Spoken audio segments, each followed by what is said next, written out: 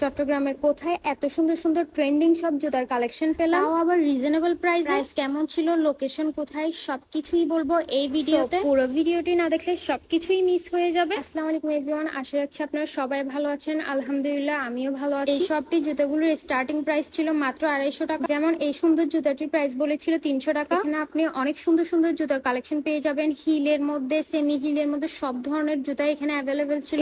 আসি এই জুতার শপটিতে, এখানে প্রত্যেকটি কালেকশনই ছিল অনেক বেশি সুন্দর, অনেক ইউনিক।